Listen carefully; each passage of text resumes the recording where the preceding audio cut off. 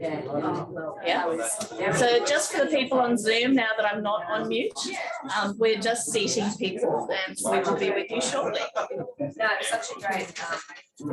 There's some more line about I've actually got a job to do. We do have a job to do. Yeah, that's mine. Yeah. Hello, everybody.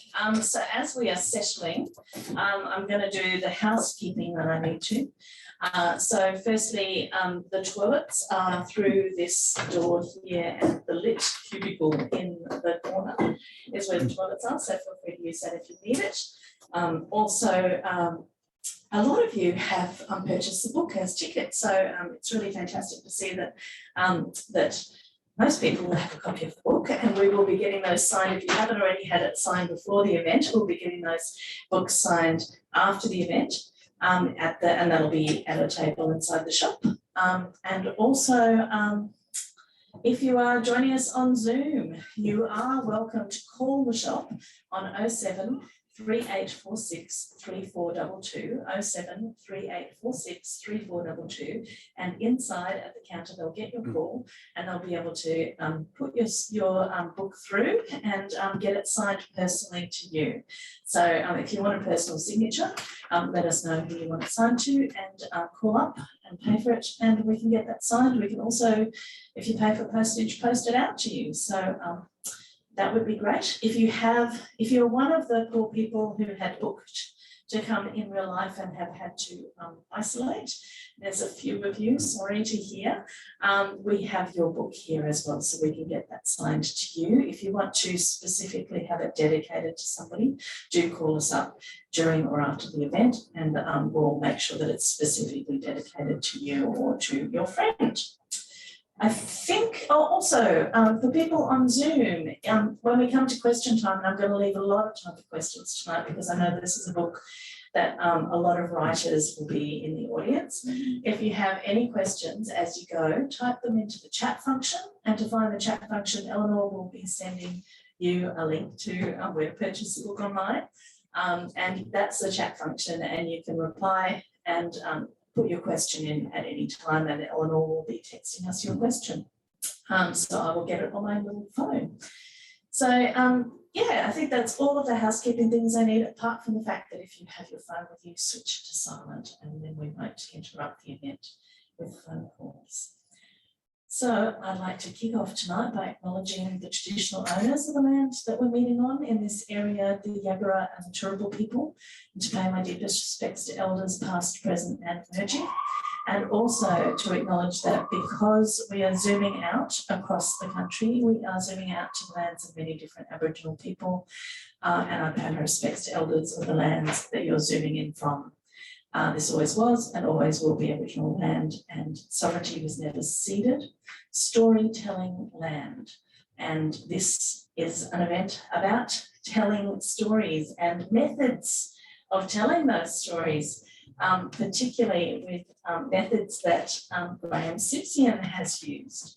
And because Graeme has been a best-selling author in many countries across the globe as well, he has a wealth of experience to share.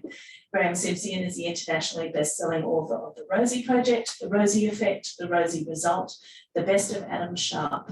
He lives with Anne Buist, co-author of Two Steps Forward and Two Steps Onward in Melbourne, Australia. And of course, his books have sold like the clappers, proverbial clappers, both here in Australia and across the globe. And in fact, the Rosie Project is taking its next step into the world of film, I hear, as well. So congratulations, Graeme, and welcome. Thank you. Thank you all, thank you people at home, and Krissy. It's just marvellous to be back at Avid Reader. I've been to an awful lot of bookshops on this planet, and I don't think I've done more events. I don't think I've done as many events at any bookshop as I have at Avid Reader. And the other thing I'd like to just flag is that Krissy, of course, has not really introduced herself, but she is an established, widely published author with books in translation and so on. So this is a conversation tonight. It's a conversation that's very much needed because a lot of authors, and I'm pretty sure I'm going to ask the audience here, who here is writing a book, has written a book, is or considers themselves an author. There's a lot of hands being raised at the moment for those on Zoom.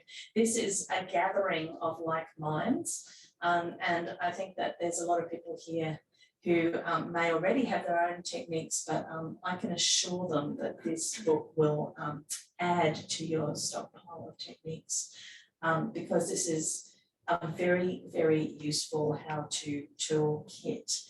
Can you talk a little bit about why do we need how-to books? Like, you think that maybe creativity is a natural, given trait, and someone is born that way and will create regardless of techniques or tips. So why is it important for you to create this how-to book? Well, you might think that, but you'd be wrong.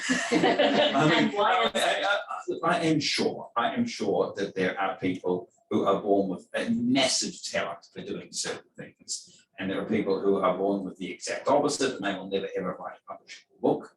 That's it. But there's a vast number of people in between, some of them I would like to think this book would be useful to. The other thing about talent too is that I studied writing with all these students around me. Some of them were extraordinarily talented in one or two aspects, but there are many, many skills that are required to write a book. You've got to be able, you've got to be able to write fine prose. For some literary writers, I think that will be enough. You've got to be able to create character. You've got to be able to create plot. You've got to be able to describe setting. You've got to spell. There's a whole range of things. And someone who is utterly wonderful at plot may be terrible about human dynamics. And you think, why do they do that? Oh, I don't know, because I needed them to do that, as it were. And just a little bit of better understanding of the psychology of human interaction is going to make their book so much better. So all of us, myself included, I'm not good at describing place. I'm really good at dialogue. There you go, it says personal. I'm really good at dialogue. I'm not really good at describing place. Suits me because my hero Don Tillman in the Rosie books isn't good at it either. What a surprise. Writing what you know. Yeah, we can come to that one if you like as well. But you talked about tips. There is a vast, vast amount of information out there about writing. Use Google writing tips. Every established writer's got 10 tips for writing. I published 10 tips recently for Alison Tate's blog. So, but they're tips. They're things like the surgeon saying, when you take the appendix out, make sure you wash your hands or something. Or you might find that occasionally it'll slip to one side and you need to do this and this and this. When you're making a margarita, make sure you've got loads and loads of ice in the shaker, and you can try actually substituting in Salerno liqueur rather than Cointreau and see how that works for you. But, first of all, you need to know how to make a margarita. Yeah. Before you get all these tips, you actually need to have a framework that says, this is how I go about it.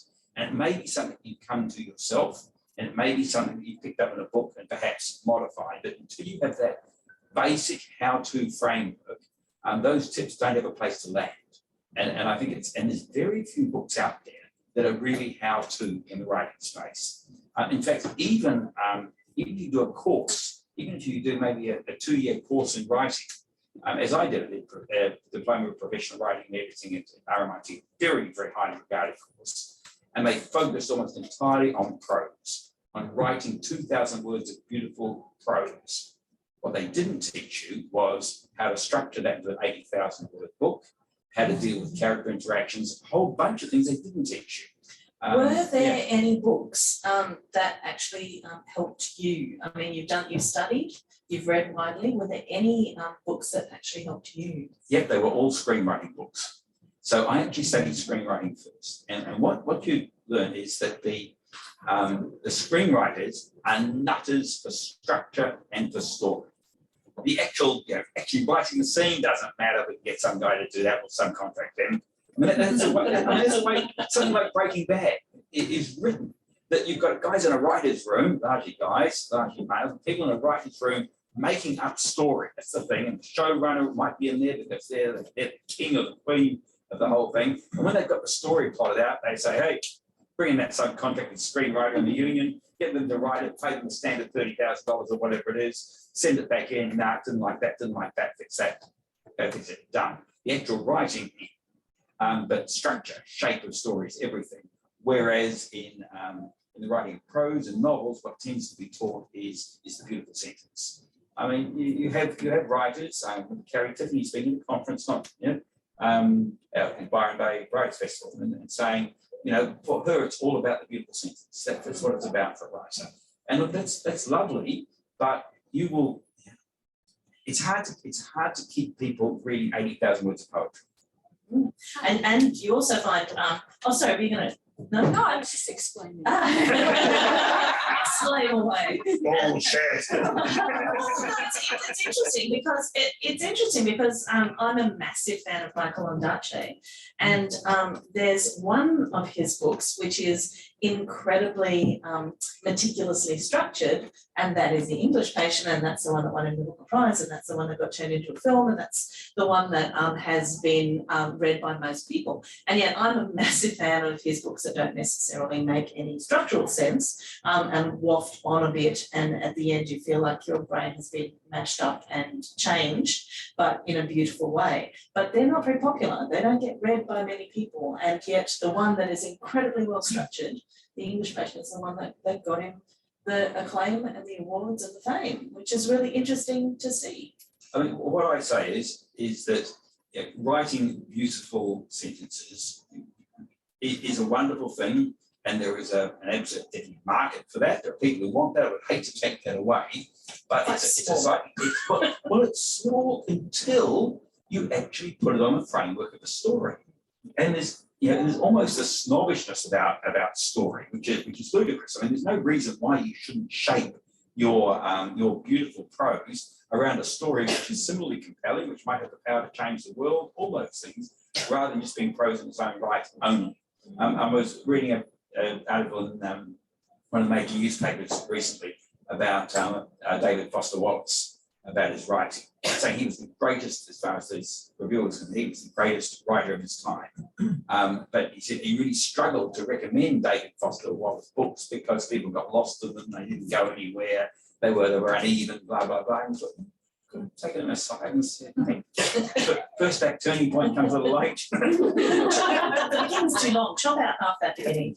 There's certainly some of his books quite long, I have to admit, and there are certain rules that certain readers have about reading something longer than 1,000 pages. But anyway, I'm going to come to a big fundamental thing about your book that is really interesting, is that you break writers up into two groups, the pantsers and the plotters. Can you talk a little bit about the difference between the two of them and what your thoughts are on those two roles? Okay, well, that breakup is certainly not original to me, and it's very little in this book that's original to me.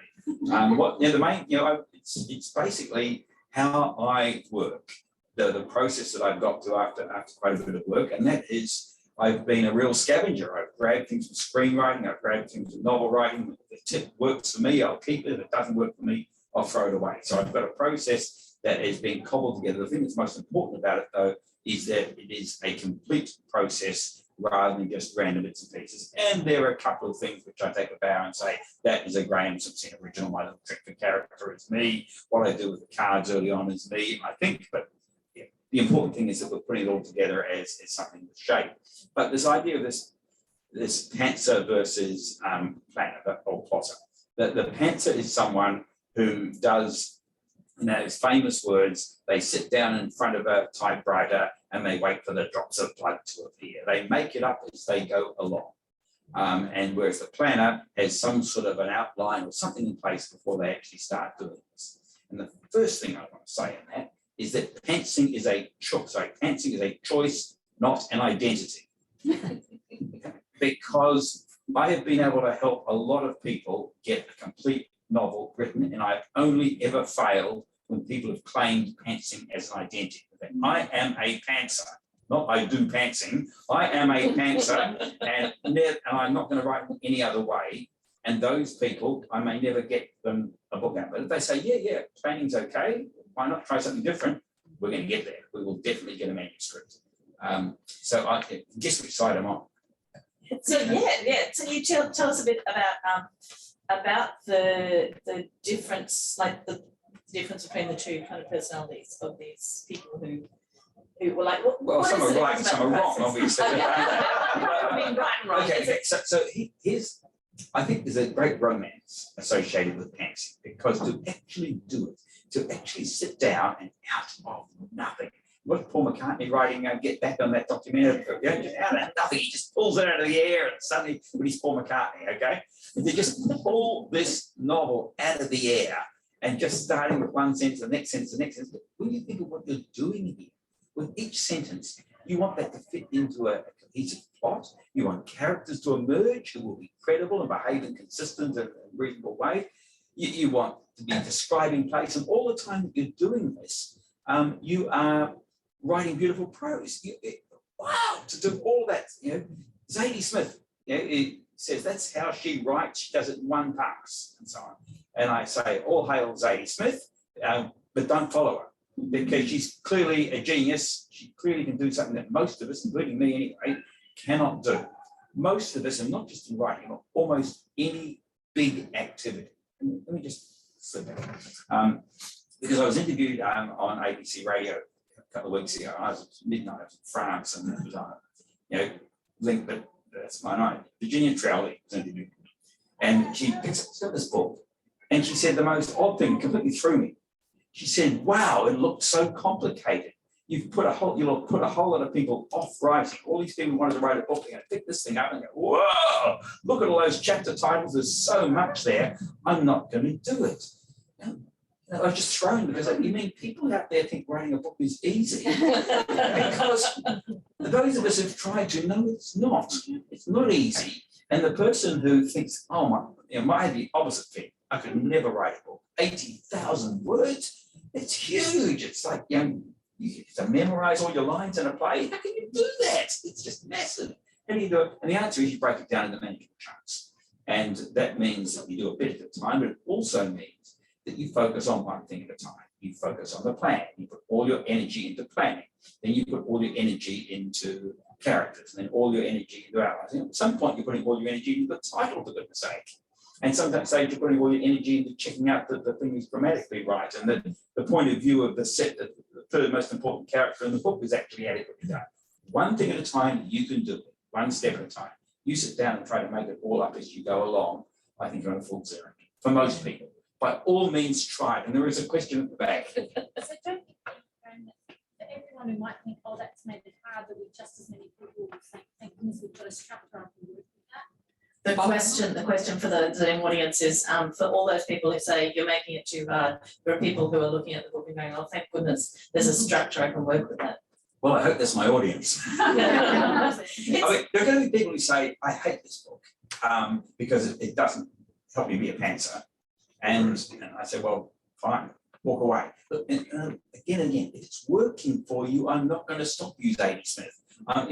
Keep doing it, fabulous. But if it's not working, you're constantly getting to 30,000 words, which is a routine thing. And people say, I've tried 3-4 books, I've got 30,000 words and I abandon it. You do it once, maybe a concept wasn't good enough. If you do it 3 times or whatever, you've actually got a problem. And all you're doing is practicing the stuff that you know how to do and stopping the stuff that you can't, and never getting any attempt at that. So maybe try something different. Yeah, very true. And like I have a confession, I am a pantser, but for 80% of my writing life, I'm a pantser.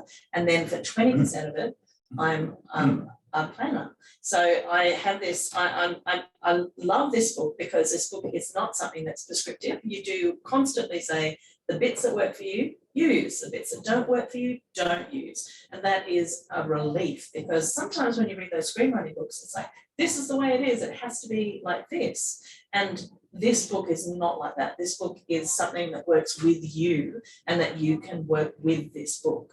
Let me add that the book's in 2 sections. So the first 4 chapters are preparation, I would call it, just stuff about the philosophy of the book, about being a writer, about creativity, and about structure.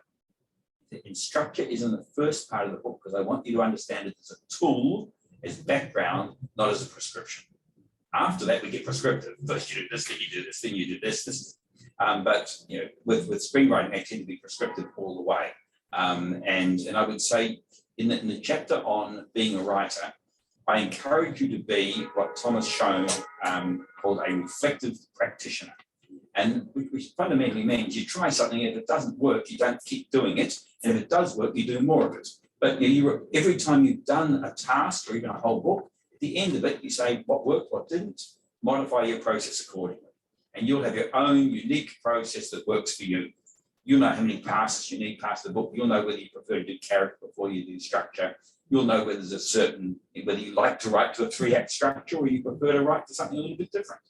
And you'll, for example, some people start off pantsing, and when they run out of energy, they go and say, all right, I'm exhausted, I'm stuck. Now I'm going to go back and do the planning stuff. And you can feed all the stuff that you've done, reverse engineer it back into the plan. Terrific. I would write a chapter first of a book to see if I had the voice, the feeling, if I had give it a little bit of a trial and see if it works. And then by the time I've written that chapter, I'll probably come up with a few good ideas and I'll go back into the plan.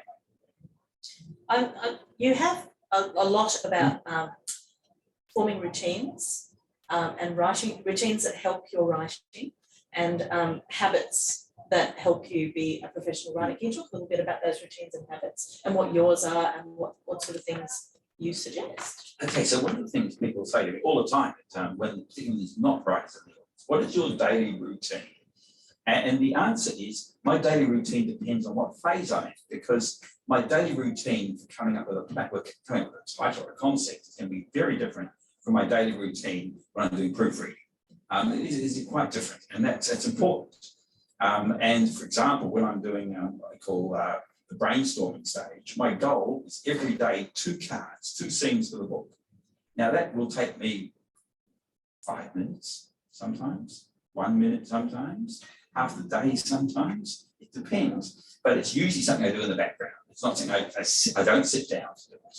I'm going to be walking. My routine is entirely different. I'm probably editing another book in the background versus when I'm doing my draft. I have a quite rigid routine, which involves, I'll tell you, I get up in the morning, I won't give you the whole coffee and shower routine, I'll just tell you, but it's routine. I read what I wrote the previous day and review it. Then I read the cards, the outline of what I'm going to be doing that day, so I know what I'm going to be trying to write. Then I go for a 45-minute walk on the same route. I don't want to think about anything except, and I think about those 1, 2, or 3 beats that are going to go into the story and how I can write them as well as I possibly can. Then I sit down, I write them. When it's done, I sit down at 6 o'clock with my partner, we drink, and as we have our first drink, we both discuss, because she's a writer as well, the problems that we face that day, the things that we're looking forward to doing, whatever. And that's problem solving time.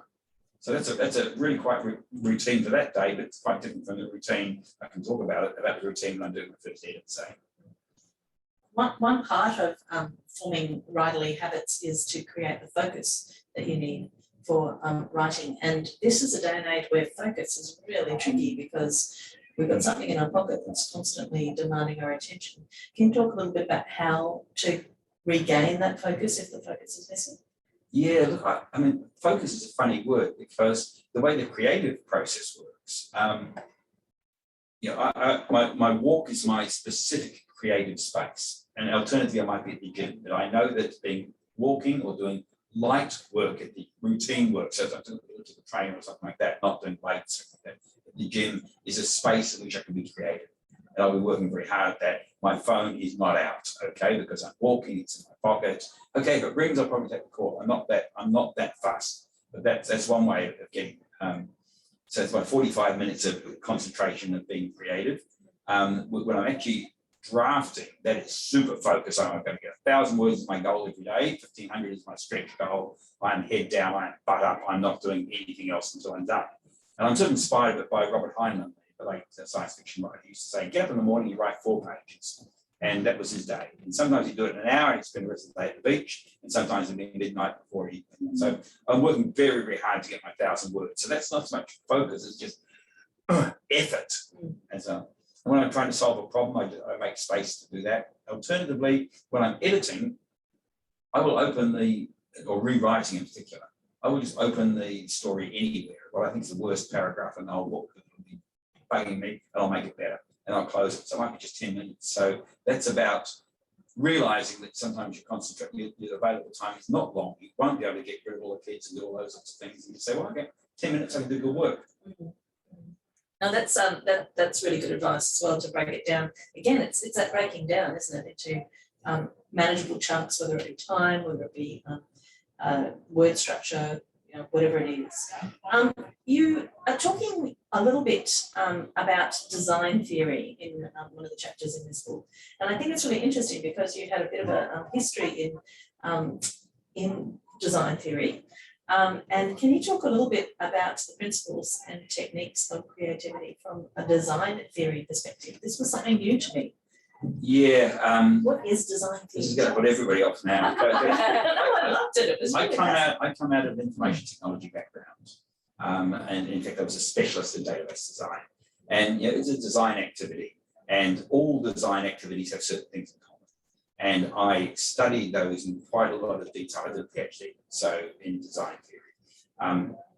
And you find, and when I started doing screenwriting, I decided that the construction, the production of a screenplay broadly broadly fitted, we're all allowed to make mistakes, broadly fitted into the paradigm of design.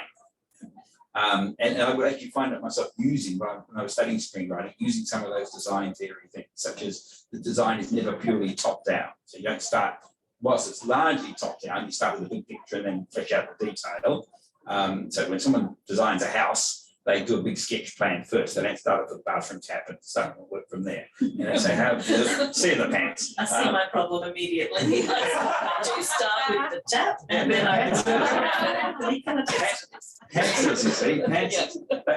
But it's not one of the bits of design for you. It's never purely top down. You actually go up and down and so forth. So as we were doing the cards, I can remember one time for an outline of a screenplay, and you're in a group, and someone said, "Have that great line of dialogue." Someone else shut them down. They said, "Don't know about the dialogue yet, man. We're just getting the outline done."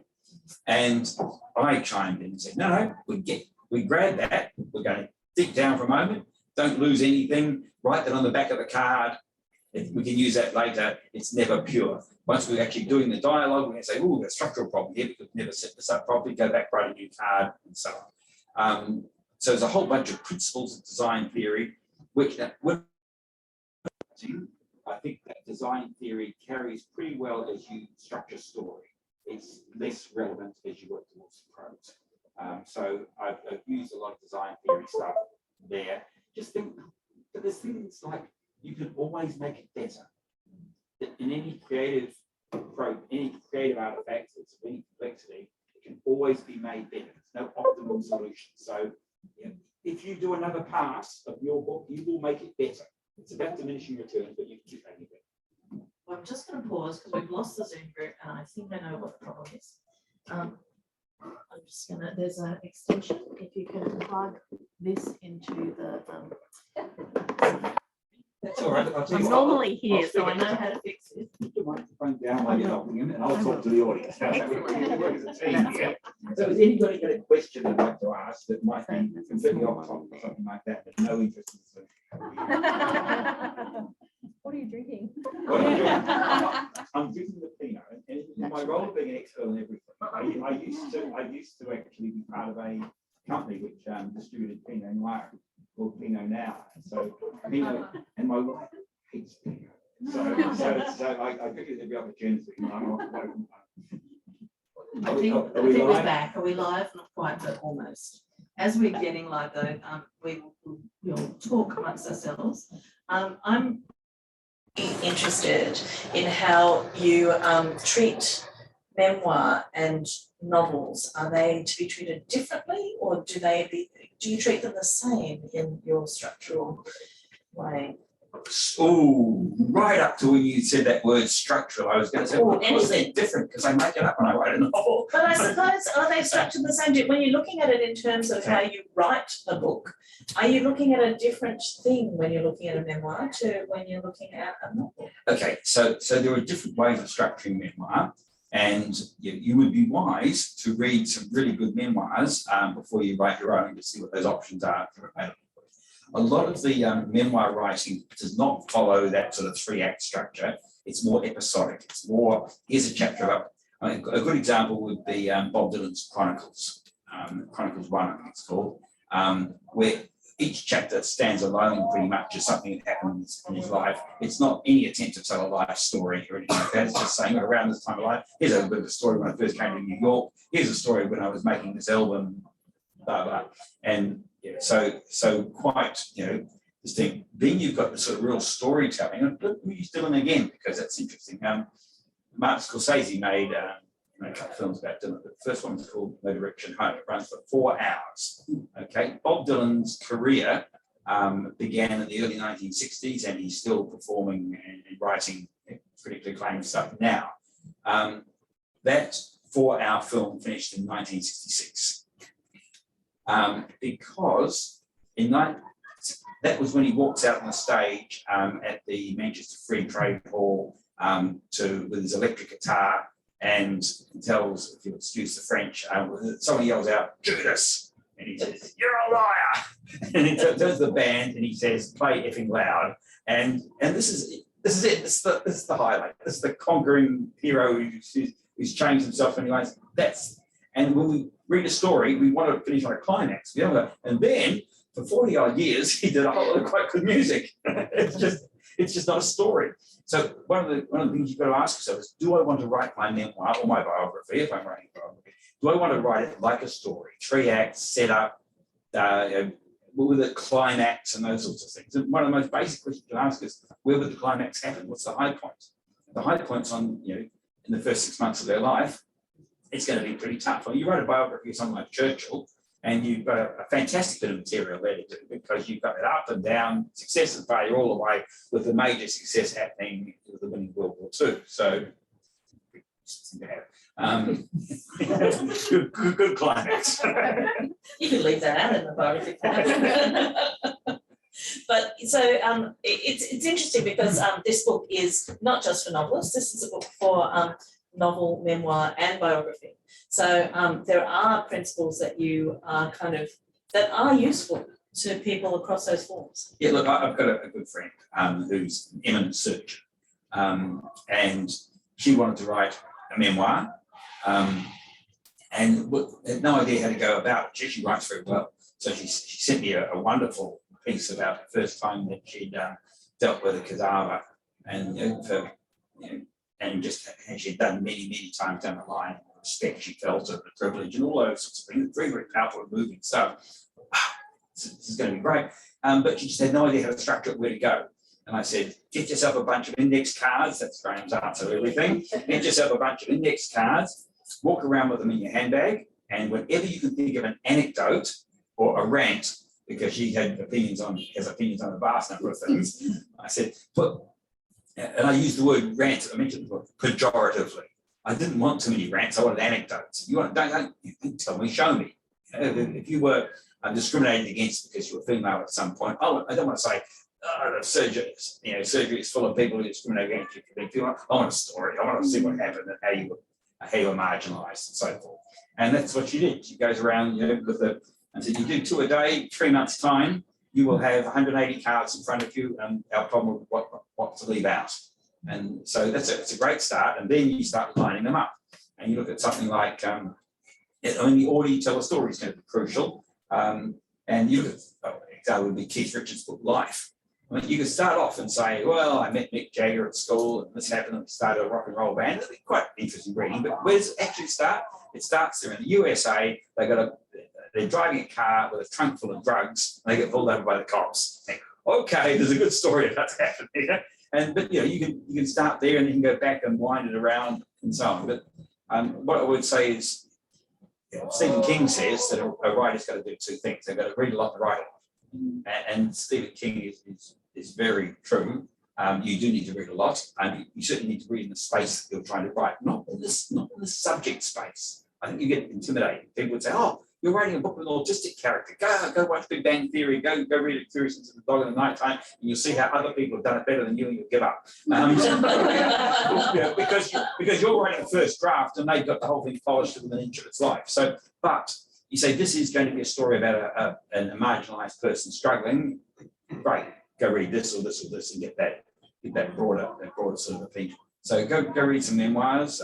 Space is different from yours, and so that's the way of doing it. And just a quick one. Read a lot, write a lot, but especially write a lot, because you can listen to all the Jimi Hendrix you like, but one day you're going to go guitar.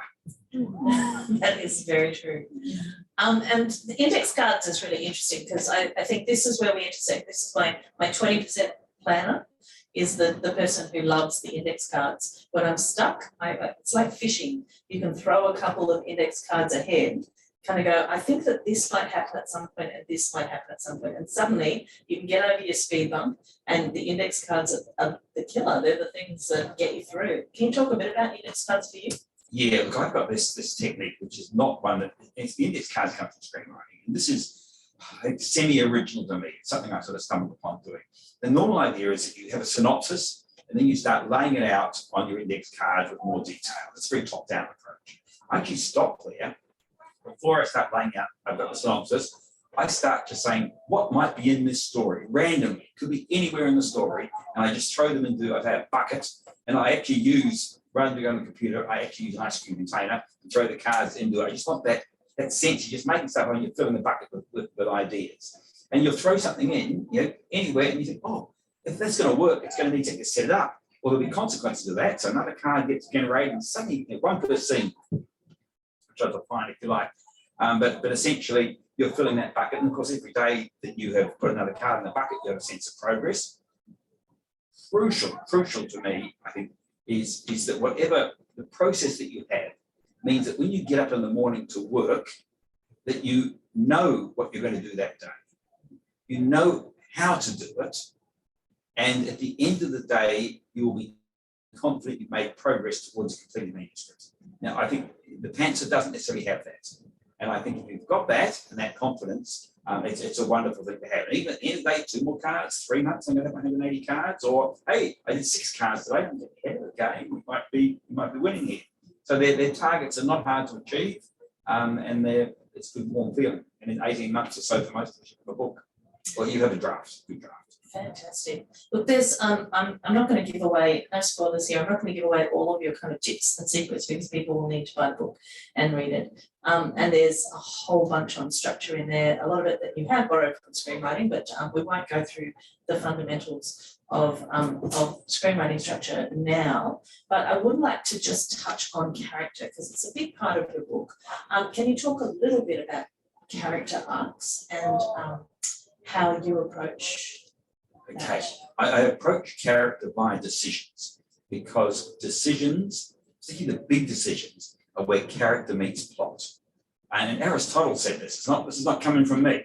That plot is what that plot shows us character by what people do, and character drives plot. And so if you're a person who's got a certain character, you're going to do things, and that sets the plot in a certain direction. And the fact that you've done that tells us something about you. So. And the big turning points, which is what structure people talk about, big turning points when the story heads off and goes in a different direction. So that's turning points. It's a big exciting incident, a moment that gets the story rolling. About a quarter of the way through, typically you have a turning point that goes off in a different direction, and maybe 3/4 of the way through, everything's gone to poo, and the hero has to think, I'm going to do something different here. Off it goes in a different direction. All those turning points are usually the result, at least partially, of your protagonists to make decisions. They may be in response to something happening around them, but they've done it, and we think, you know what, they could have done something different. That's going to tell us, so a different person might have done something different. So those decisions, and this is not particularly original from me, except I choose what I underline and what I throw away. I'm underlining this, saying decisions are really, really crucial to your story. Now, what I want to do is interrogate those decisions. I am married to a psychiatrist, okay? Been married to a psychiatrist for a very long time. And I was married to another psychiatrist before that. I'm sure psychiatrists have a lot to say about this. and so that language is very natural to me. But what I do is this. I say, let's interrogate this decision. So, let's get the decision. Okay. One of my books, The Best of Adam Sharp, there's a part where the story is basically about a relationship rekindled. Adam Sharp in the 1980s falls in love with a fabulous, fabulous woman in Australia with a poem way above his station. What's not to like? But it doesn't work out. And 20 years later, she gets back in touch with him. What's going to happen? That's the premise of the book. Okay, and we tell some of it in flashback and so on. Now, the interesting decision there is, well, obviously the whole book is going to be all around the decision as to whether he's going to get back with this woman. This will be the dramatic question of the book. But the interesting decision, that's pretty interesting, but the other decision is, why did he leave her in the first place if she was so great? So we interrogate the decision. We ask 3 questions. The first is, what would he tell his best friend? He said, "Come, Adam, why are you doing this?" And say, "Mate, my dad was a complete jerk, yeah? In fact, no, he'd say, that's deeper. He'd say, you know, I've got this contract that has me working around the world for the next 12 months. I can't be in Australia for that period of time. And you know what? If she really wants me, she's going to be there when I come back in a year's time. Okay? That's reasonable. You know, I'm not going to give up my whole thing. She's not going to give up her job in Australia. She's an actor. She's got big prospects. She's not going to give up.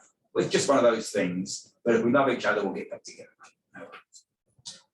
What would he tell his therapist? So now it's deep. Do some thinking, Adam. Come and talk to me. You trust me totally. Tell me the truth. And Adam says, you know what? My dad left us. It was the worst thing that ever happened to me. I feel I'm like him in some ways. I'm a piano player just like he was. I'm a bit fast and loose with a few things. I'm just desperately scared that I'm going to do the same thing with my kids and just lead a worthless life. I'm not ready. You read that one. I'm not ready. Okay. Now the third question I ask is, what would his therapist tell us? The therapist has known Adam all this time. He's been listening to all this crap. And says, you know what? Adam's problem is that he is scared of abandonment. His dad walked out, and the person he loved the most walked out because he wasn't good enough. He thinks he's not good enough, because that's what kids think sometimes. I'm not good enough. My dad left me. My mum left me. Usually the dad. My dad left me because I wasn't good enough. He's thinking, I'm not good enough for this woman. She's going to leave me. It's going to happen all over again. Okay. So, am I asking you to be a Freudian analyst? Yeah, of course. But nobody's life's on the line. It's only a story. Okay, but it gives some realism to it. Now I've got backstory. I'm thinking, because at this point I didn't even have a dad in the story really properly. Okay, so now we're going to have these feelings back there. We're going to have a big scene when he sees his dad for the last time. All of that. He sees dad for the last time. Reflects on dad. Fights with mother over the fact that he worships his dad. It's a loser, etc., etc., etc. And there you go. So I do that for all the big decisions. I interrogate them in that way. And look, what I say in the book is, if you find yourself very uncomfortable, you don't even believe that there's an unconscious mind, you know, talk to people who don't. Find yourself a good therapist or friend who's a psychologist. There'll be someone out there and say, oh, I need your advice on something. Why would someone do X? And pour me a drink and I will think. And they will give you, and you will acknowledge them in the book, and they will feel really proud of themselves. They say, you know, that book, that would have been nothing without me. And you say, yeah, that would be nothing without you. No money for you though. Very, very helpful advice. Keep your characters like you're psychoanalyzing. I think it's really interesting. I'm gonna throw to questions. So if you do have questions, think of them now, because we're going to go to audience questions. But I am fascinated by your answer to this question. How long does it take to write a book? Okay. Famously, the Rosie Project was written in 3 weeks, but I'd already written the screenplay. Okay, so and recently, Anne and I wrote a book together, and by saying wrote a book together, it's currently at 4th draft stage. It hasn't gone to our publishers yet, but it's a very clean draft. And we spent 10 days, it was a sequel, so we had the main characters in place, we knew who they were, but they were going to do new things in the new book. It took us 10 days to plan it, to lay out the cards, and it took us 3 weeks to write it. But you are coming from a position where you've written a lot on books, both Okay. you and Anne. too. So What I about haven't if you finished. Okay. I was assuming that was the next part of it. But what about when it's not a sequel? What about, I'm just saying that these are the extremes of where you can work. We're doing this for adaptations of TV series, and we want to demonstrate to any potential TV producer that if they commission another season, we are in. We can do this thing. We can write another book. I say in here, roughly 18 months is a, if you go through all the steps, and you're talking about that is, and that's if you can write about 750 words a day, those sorts of numbers. I mean, it's in that space. You can't compress it all that much. That's after you've got the concept. Concept for me, 3 to 4 years. I keep my concepts rolling around because when I actually have the concept, I want it to be so strong. I don't want to be spending all this time of my life on it. I don't want to be working on anything that's less than the best concept I can come up with. And frankly, that's what's going to attract the readers. Your average punter out there is not going to love your special term of phrase. They're going to like the fact that this thing is set on a planet they really are interested in. I love that you have, I love that you say 18 months because it does feel like it feels achievable. If you're starting, you've got your concept, you're starting from scratch, you get this book, you follow a process. 18 months seems like something that you can actually achieve. It's, it just feels like you're presenting something that we can bite into and we can chew and swallow. Look, there's a part of this which requires intense work, and that is the draft, the first draft, which is what anybody thinks about when thinking about writing a book. And say, okay, work out how many words you can do a day. That's the time to take leave, to do anything you can to really focus. The rest of it doesn't require you to put large amounts of dedicated time, but that does if you can. And it keeps continuity in your head. It's all you're on a roll, and I try to lock myself down and do that when I'm actually writing the draft. And my partner can write 7,000 to 8,000 words a day consistently. I can't, but a lot of words. But you can. It can be done. People can do that, and it'll be a bit trashy in places. It doesn't matter. You're going to rewrite. You're going to fix it up, and it's just an enormous achievement to get the whole thing down. So it's possible to knock out a manuscript in a week and a half. But take 80,000 as a working number, divide it by the number of words that you think you can do a day, and that's your number of days, and that would be a central part of it. You can't do the cards generally much faster, in my experience. So they take time, especially the first one. Fantastic.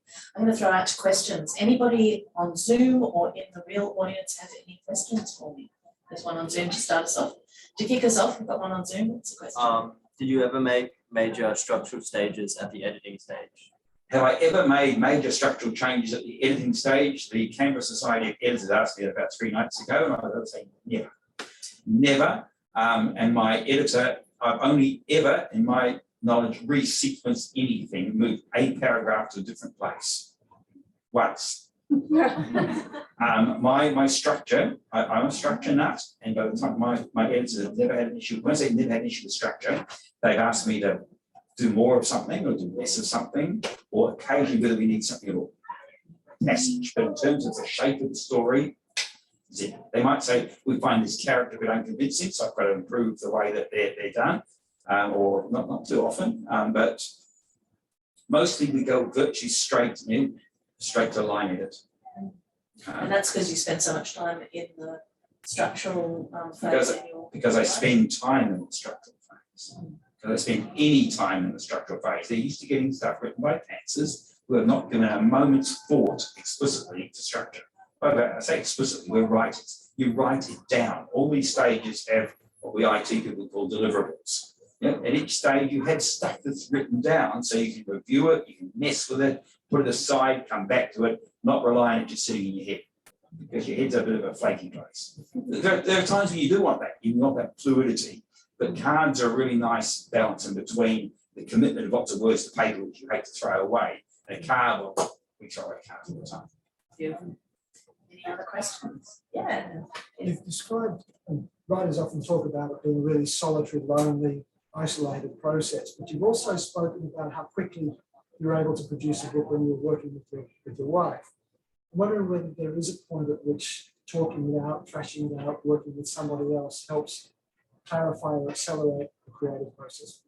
I'd say at every stage up to when you start drafting, having other people involved in that process is likely to be productive. Your issue, and I mean, heading right season after season of Breaking Bad or anything like that, that's a massive amount of story. It would just daunt any of us as individual writers, and they do it in a writer's room. And we know the creativity, collaboration, kicking things around, whereas writers have this tradition of being up in a garret. Now, the practical issue for most writers, in fact, around this, besides the tradition of being a garret, is, are you going to pay these people? Are you going to give them credit? How does that work? And I think, obviously, if it's your life partner, that makes things a little bit easier. And look, they don't have to be a professional writer. You can just say, end of each day, let's talk about the book I'm writing. You tell me all the crap that's going down at work. And say, now I want to talk about my book. give me some help with this. And guess what? You're actually allowed to contribute, which you're not allowed to do about the crap that's going down at work. Okay? So there's that. Other writers, I go for a regular walk. And we started this in COVID, and we just kept doing it. Every Thursday morning when I'm in town, I go for a walk with Tanya Chandler, who's the author of everything I remember about Dean Colin. She's recently got 3 books out there. She's quite a different sort of writer from me, but we kick around, plot together, and we read each other's books. So if you join a writer's group or do a course, meet people that you can trust, kick things around. And the other thing is you can break it up a bit. You don't have to say, I want you to help me write this book. You say, I'm writing a book at the moment. I had a weird sort of question that came up. What do you reckon? And you can spread that a load around. Nobody gets credit. Yeah. And they talk about having a dramatic question for a story. How do you know if you have to write a dramatic question for your story? Okay, so the question, do you have a right dramatic question for your story? The dramatic question may change through the story. It's a bit of the big turning points. So you may start, so the Rosie Project, which is probably a book of mine that most of you most likely to have read, the Rosie Project starts off with the dramatic question is, can Don's questionnaire find him a life partner? Then it switches when he meets Rosie to, can he help Rosie? Can he succeed in helping Rosie find her biological father? With the subsidiary subplot question, which we all know, which is, will he and Rosie get together? Right? And that will he and Rosie get together stays for the remainder of the book, even through various ups and downs. Now, will they get together? Let me tell you right now, is a sufficient dramatic question for a romantic comedy, because it's always that question. Will they win the war, the battle? That's going to be a good enough dramatic question. The dramatic question, or questions as they change over the life of the book, need to be strong enough to keep the reader reading, to keep their interest through that. And that's it's a subjective judgment, but I think it's a subjective judgment we can make. Is it interesting enough to keep a reader reading? Is it something that's traditionally done? How would you then apply those kind of questions to sort of memoir type, or is that someone else that's not your own memoir but about? Yeah, the question is how would you apply those into a memoir or biography?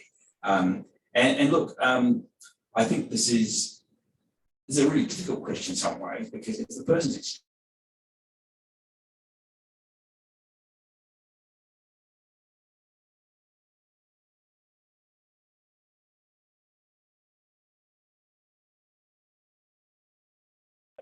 okay, so my friend, the surgeon, she might well have a major dramatic, if she's going to try to tell the whole story. Will she qualify? Would be even though we do know that she ultimately qualifies as a surgeon, we know it's a very rough road to get there. We know the couple's going to get together at the end too, in the romantic comedy. Okay, so in most of them anyway. So we have this question: will she make it? And that will be the first question. And then the next one will be perhaps, will she succeed in putting this patient through? So smaller dramatic questions are going to get you through. So in any book, there will generally be, I like to think, there's an overarching dramatic question that even when the reader loses interest because they're not writing too well right now, or they just don't like this question that you've raised, that big question of will Don and Rosie get together or keep them going? But in that particular little scene, we want to say, will Don get to take down the doctor who's making fun of him or whatever? Will Don escape from the building where he's trying to steal DNA? So we were caught with a local question which keeps us reading, but if that fails, it's still a big overarching dramatic question to keep us going. There's a Zoom question. So what advice do you have for authors at the gut-wrenching editing stage have to make major changes / kill off characters? Okay, the gut-wrenching editing stage. Okay, this is utterly fundamental, and particularly for new writers who never worked with an editor before and have been to school. You've been to school and you know that the person who was assessing your essay was assessing it, passing or failing, judging you. The editor is not there to judge you. The editor is there to help you make your book the best book it can possibly be. I was talking, I said to a bunch of editors the other night, and they said, what should we do with authors? The number one thing you need to tell your author is you have no power to reject their book anymore. Their book has been accepted. It is accepted even as it stands, but you would hope they will take on board some of the suggestions.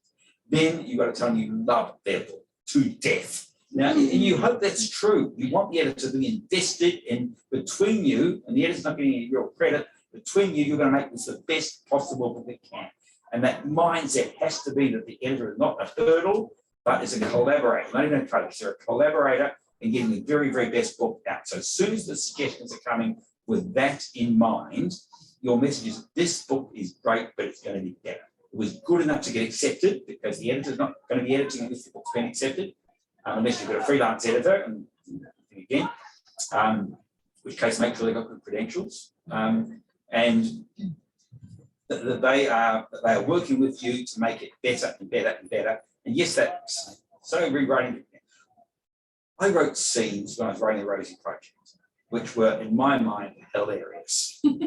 But they did not advance story or character in an important way, and I was obliged to throw them away. And I had to say to myself, I can write something just as good. I wrote that. Whatever I replace it with will not only be just as good or just as funny, but it will also advance story and character, and therefore be worth having. There is another Zoom question. Yeah. So how do you know when you're done and it's time to give it to a beta reader? That's a really tough one. How do I know when it's done? It's time to give it to a beta reader. I have a couple of beta readers who get it early when I'm not done because I'm interested in what the plot's with the story is basic. So whether it's engaging, it's at really big basic levels. Here's a story of a mental health service told episodically. Is this episodic thing even going to work? Are people going to want to read the next chapter, the next episode, or are they going to say that's done, throw it aside? So the book breaking down that Anne and I are working on at the moment, that went out to a couple of beta readers very, very early on in the piece. But they only asked to check story. But really, I'm working to, when I've put the book aside for a while, I've done several passes of it. I'm starting to see the changes I'm making now are really very incremental and they're just small. I mean, I'm only polishing now. I don't think there's any big distance to go. Now it's time to go to the beta readers and they're going to say, oh, I could make a lot of change there, or they don't like this character. Well, it's a bigger deal.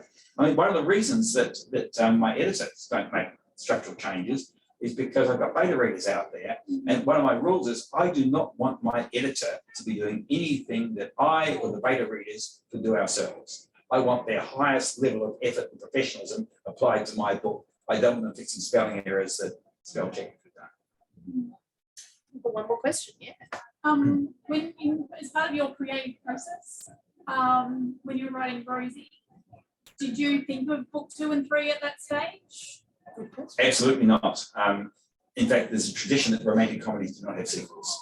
It was a romantic comedy on Bridget Jones's Diary notwithstanding, and it was the exception to the prove the rule in many ways.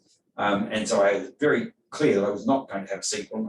And then it was mainly about the level of interest around autism that it prompted, and people saying in particular, this guy could not survive in a real marriage. And I thought, I know people who've done this. I felt I needed to show Don surviving in a marriage. And then with the third book, I wanted to show a younger person and what it meant to be autistic as a younger person in today's world. And to basically include a lot of stuff I've learned from the autistic community. So it was a more sensitive, a more nuanced book than the Rosie book. I mean, my best book, I think, is the Rosie Result. So that it happened, and my publishers were not happy. So my American publishers, my biggest publishers, were not happy ultimately because they want to put you in a category on the shelf, which is romance or romantic comedy, but it's romance. And the next books were not romances, and that was my brand. What am I doing? And I really upset them with Adam Sharp because it's got a bit of transgressive sex in it. And romance does not have transgressive sex in it. Thank you very much. That is a whole different category. Well, lucky that you are allowed to kind of branch out because we have an incredible array of books from you. We have run out of time, but it has been my pleasure to discuss writing with you. This is a really fantastic book. Despite the fact that I am a pantser, I live with a screenwriter and I understand the importance of having a structure, especially when you're stuck. And especially when you're starting out. So this. I've got to interrupt for a moment. Yeah. I've actually got a book out about a pantser living with a screenwriter. So one you didn't mention, and maybe there's something Freudian about that, but it's called Creative Differences, and it's only available as an audiobook at the moment. It's an Audible original, and it'll come out as a printed novella in October. It's called Creative Differences, and it's the dramatization of novel projects. Don't waste anything. And it's about a pantser and a screenwriter. I'm pretty sure the pantser does not win in the end. I'm sure it does not end well for the pantser. Dies. And you'll be happy to know that we do write screenplays together. So I do use that other side of my brain for that process. But this is a really, really good book for anyone, regardless of your methods, because there are things in this book that will suit everybody. Not everything will suit everyone, but there are definitely things that you will pick up from this book. So I can guarantee that if you are a writer, you will get something out of reading this book. That's my guarantee. It's not a money back one because I don't own the shop, but I reckon that you will. Everyone, please join me in thanking the wonderful Graeme Simsion.